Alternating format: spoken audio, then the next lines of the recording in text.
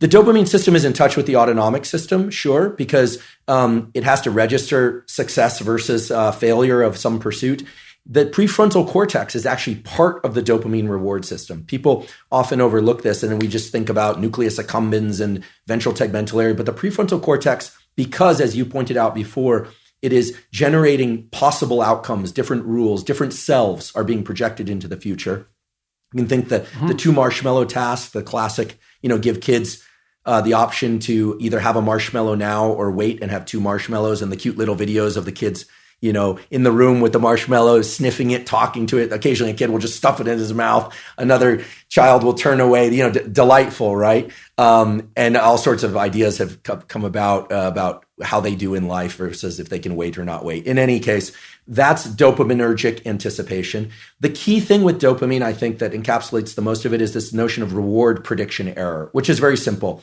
If you are excited and anticipating something, you are generating some internal sense of the probability of it happening. We're going to the ice cream store, kids. Let's go. We're going to have ice cream. We have ice cream. It's closed. The disappointment that they experience actually brings them far lower than they would feel, much more sad than they would feel than had you not told them you were going to get ice cream, which speaks exactly to what you were saying, that it's an anticipation signal. So dopamine's going up, we're going to get ice cream, and then no. So it drops below baseline. They would have been better off being not told they were going to the ice cream store. Just drive right by it. The danger of hope. The danger of hope. If you anticipate that it's going to be open, and again, this could translate to any scenario, and it's open, there's a dopaminergic signal upon receiving the reward, but it then drops a little bit. This is the basis of addiction, actually. Drops a little bit below baseline transiently. So we always think of the ice cream is the reward. Well, actually, the reward was right before you had that first lick of ice cream because you know you're going to get it.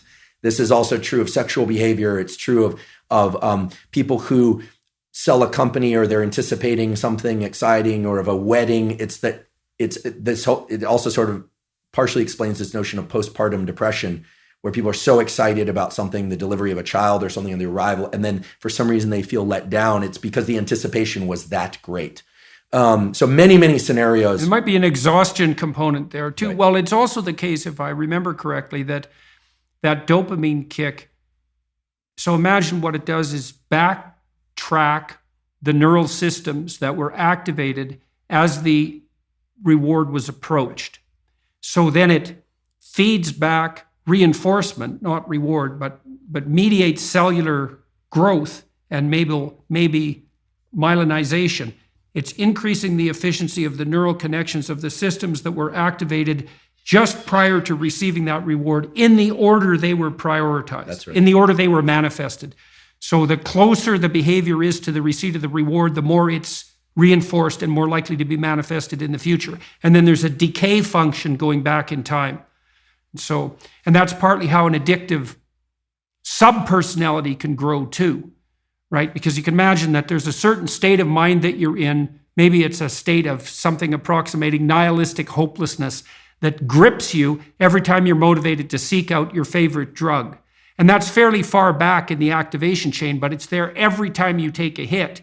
So what happens is the dopaminergic reinforcement produced by the drug reinforces that nihilistic hopelessness that drives the drug-seeking behavior. That's right. And that's how, in part, you develop a monkey on your back. Yeah, I love the example, even though I'm sad that it happens for people. I love the example because what you're saying is that, and it's exactly right, that the memory for events and states of mind and emotions that preceded a successful collection of reward or arrival at reward is set into a huge number of motor commands, some of which are subconscious.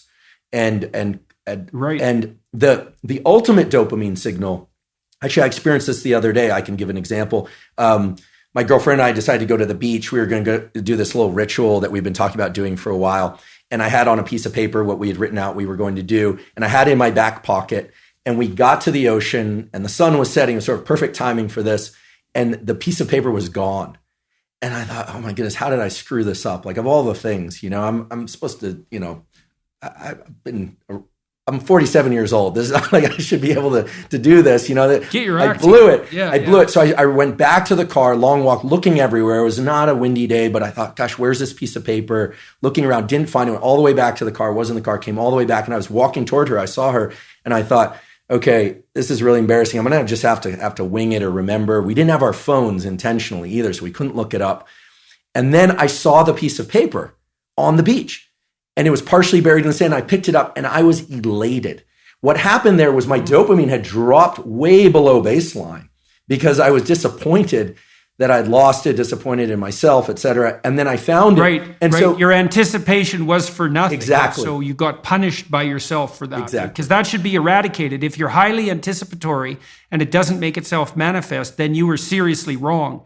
So you're going to take a emotional hit as a consequence of that. I think that's also associated, that emotional hit, that pain that you feel, I think that's actually associated with the beginning stages of the death of the systems that mediated that initial response.